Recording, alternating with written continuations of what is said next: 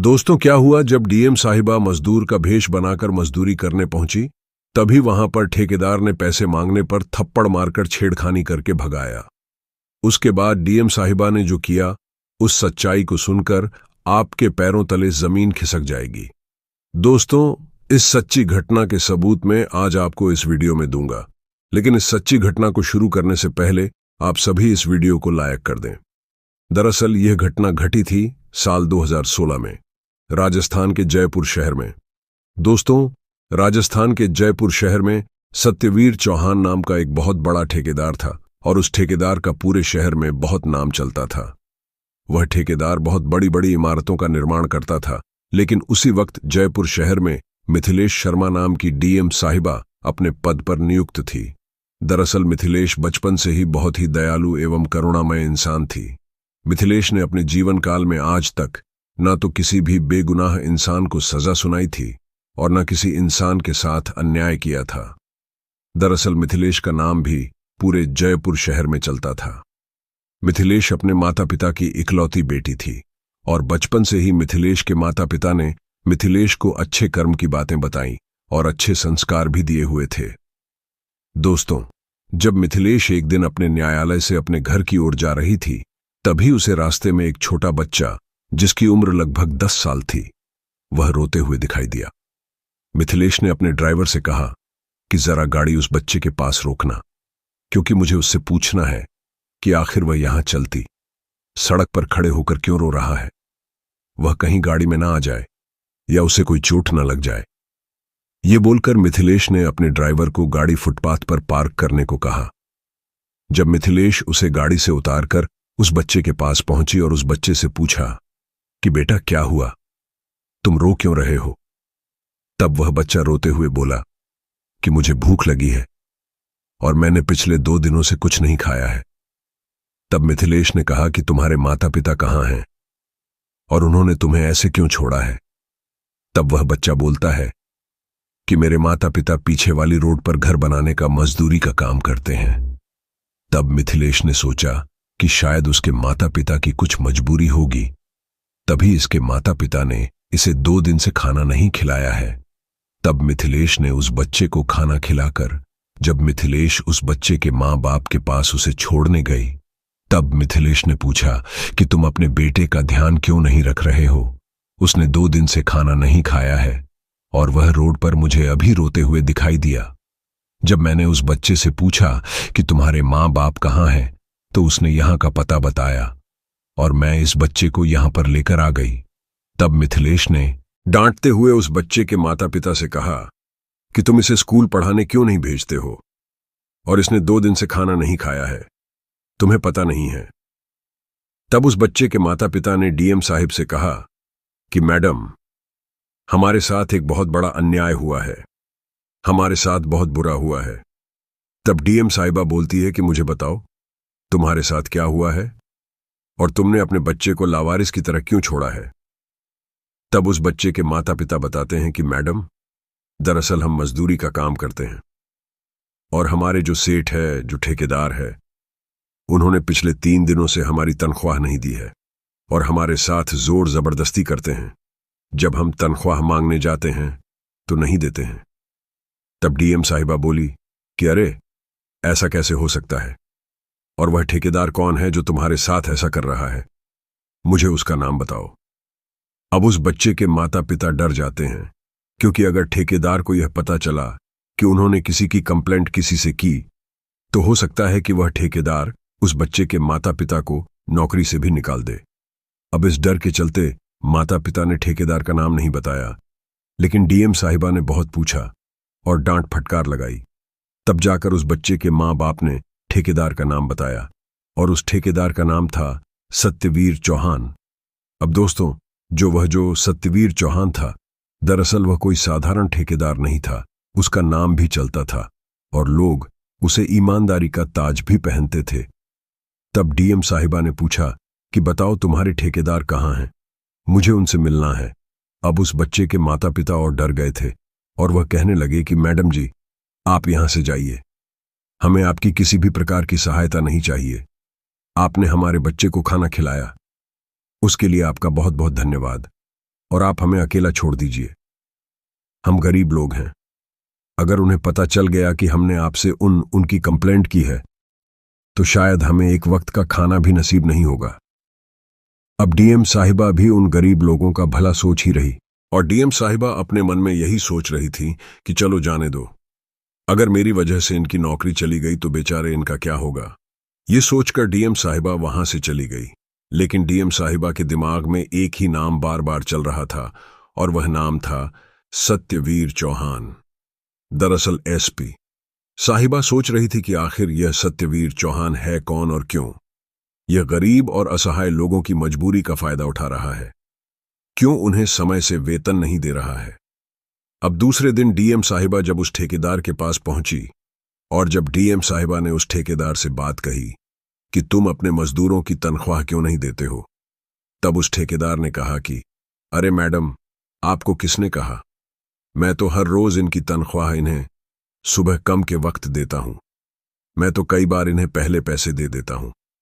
तब जब साहिबा बोलती है कि तुम झूठ बोल रहे हो, तो वह जो ठेकेदार था उसने कुछ मजदूरों को बुलाया और डीएम साहिबा के सामने ही उन मजदूरों से पूछ पाया तो उन सभी मजदूरों ने हां कर दी कि हाँ मैडम, हमारे मालिक सही बोल रहे हैं, वह हमें रोजाना हमारी तनख्वाह देते हैं और हमें बहुत प्यार से अपना परिवार की तरह मानकर रखते हैं। अब जब डीएम साहिबा ने यह सब सुना तो उनके भी पैरों तले जमीन खिसक गई। लेकिन डीएम साहिबा को पता था, क्योंकि डीएम साहिबा ने उस बच्चे के मां बाप की आंखों में जो दर्द देखा था, जो दुख देखा था, वह बिल्कुल सच्चा था। अब डीएम साहिबा दूसरे दिन भी वहां से चली आई और जब वह बाहर निकल रही थी तभी डीएम साहिबा को उस बच्चे के मां बाप दिखाई दिए।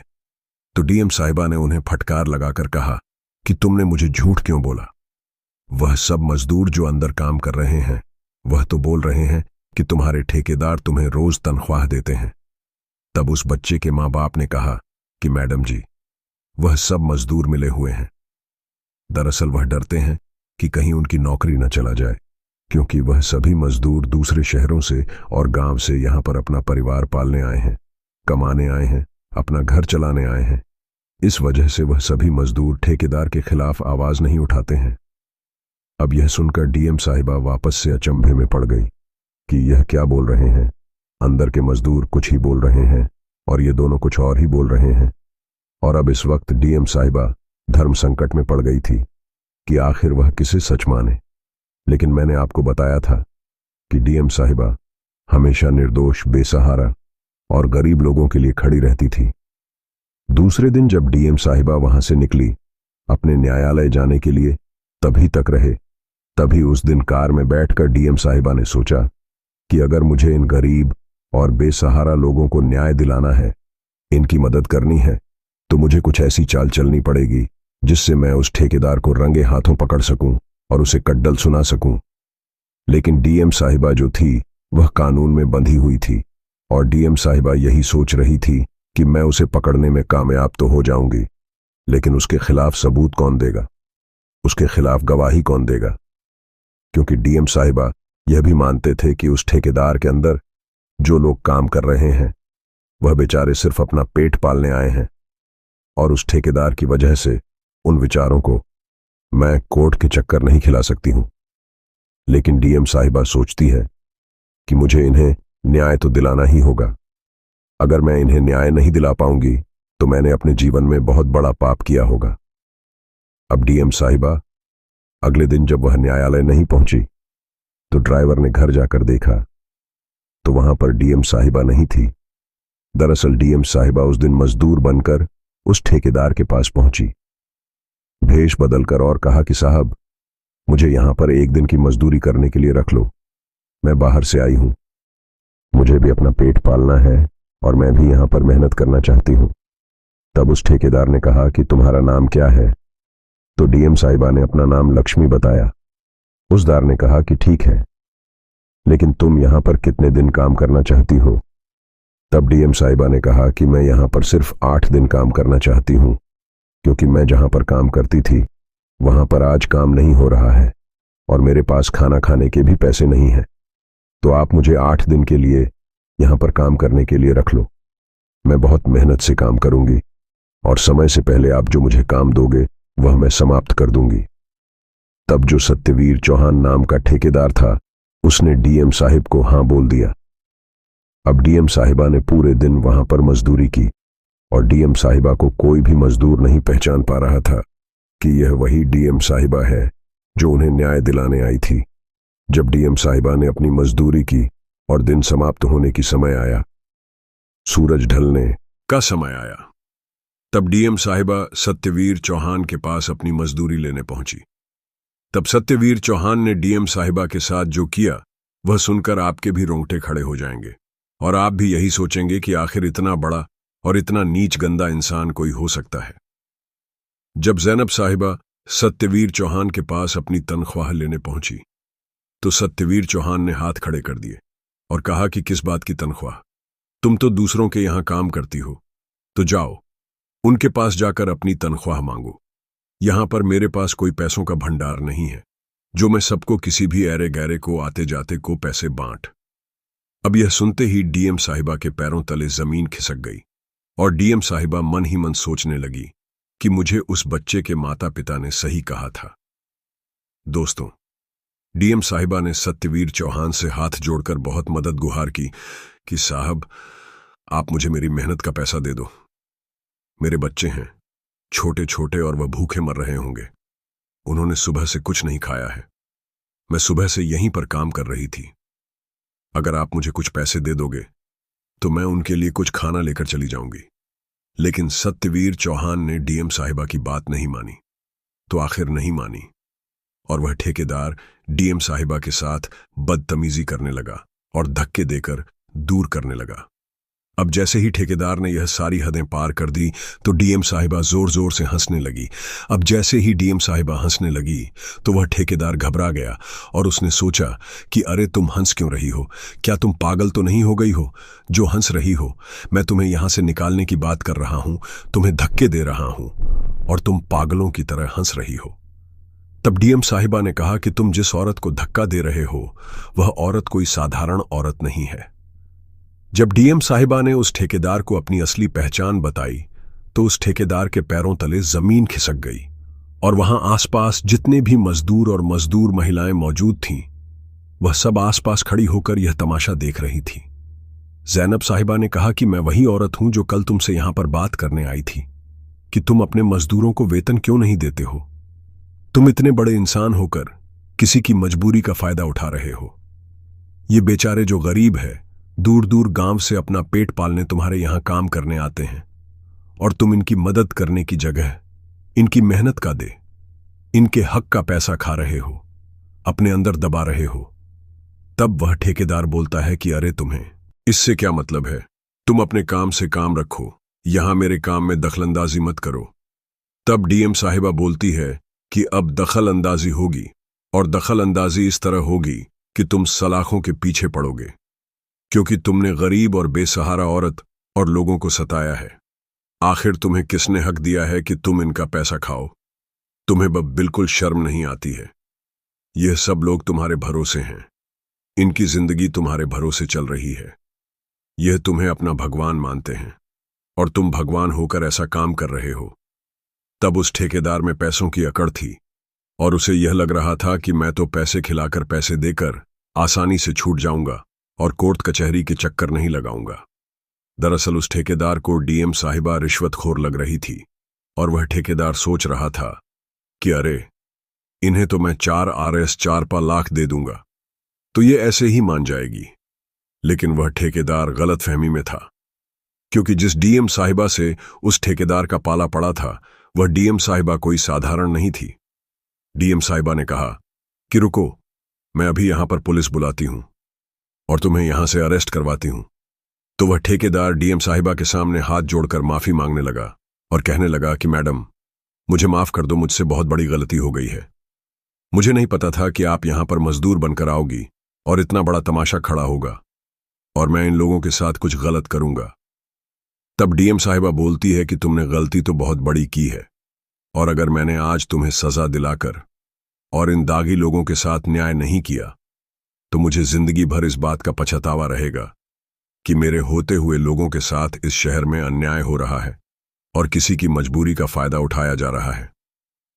तब ठेकेदार बोलता है कि मैडम, आप मुझे माफ कर दो, मैं अभी के अभी इन सब लोगों की तनख्वाह इन्हें लौटा दूंगा और आपके कहने पर मैं अगले 7 दिन की भी तनख्वाह इन्हें दे दूंगा।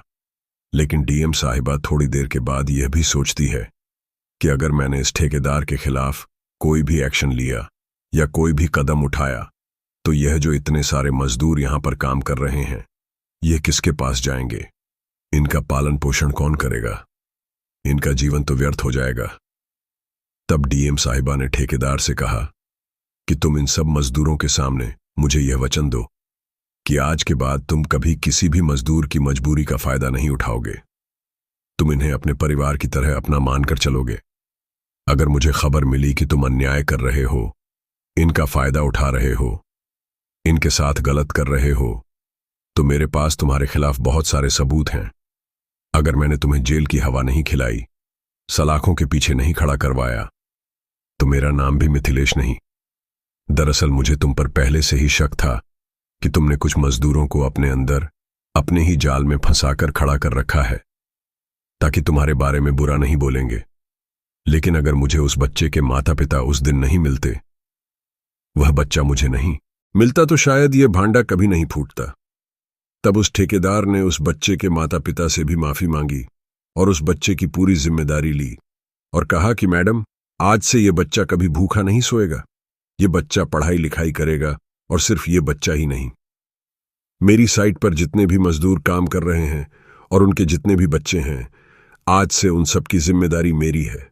वे सभी पढ़ाई लिखाई करेंगे, जाएंगे और अपने माँ बाप का नाम रोशन करेंगे। जब ठेकेदार के मुंह से सब मजदूरों ने यह बात सुनी तो उसके बाद सारे मजदूर ने डीएम साहिबा के सामने हाथ जोड़कर उनको धोख दी और कहा कि मैडम, आप साक्षात भगवान हो जो हमारे लिए इंसान के रूप में आई हो। तब डीएम साहिबा कहती है कि अरे नहीं, मैं भगवान नहीं हूं। भगवान तो वह है जो ऊपर बैठा है और सबका पालन पोषण कर रहा है और सबका ध्यान रखना है। मैं तो सिर्फ एक जरिया थी, मुझे तो यहां पर भगवान ने भेजा था। तुम सब लोगों की मदद करने तो मैं वहीं करने आई थी और अपना कर्तव्य निभाने आई थी। उसके बाद ठेकेदार ने कहा कि मैडम, आप बिल्कुल भी टेंशन मत लीजिए, मुझे मेरी गलती का पछतावा हो गया है और आज के बाद मैं कभी किसी की भी मजदूर की मजबूरी का फायदा नहीं उठाऊंगा और ना ही किसी के साथ कुछ गलत करूंगा। आप क्या कहना चाहते हैं? इस कहानी के बारे में आपकी राय कमेंट बॉक्स में लिख सकते हो, लोगों के साथ शेयर कर सकते हो। वीडियो अगर अच्छी लगी हो तो वीडियो को लाइक और चैनल को सब्सक्राइब जरूर करें ताकि हमें थोड़ा सा हौसला मिले। आप लोगों के लिए ऐसे ही अच्छे अच्छे वीडियो बनाने के लिए इन कहानियों को सुनने का उद्देश्य किसी को परेशान करना बिल्कुल भी नहीं है। यह कहानी आपको इसलिए सुनाई जाती है ताकि आप लोग इन कहानियों में से कुछ ना कुछ सीख सके और अपने जीवन में उस चीज को अप्लाई कर सको। मिलते हैं किसी अगली वीडियो में नए टॉपिक के साथ। तब तक के लिए जय हिंद, जय भारत। आप सभी का बहुत बहुत धन्यवाद।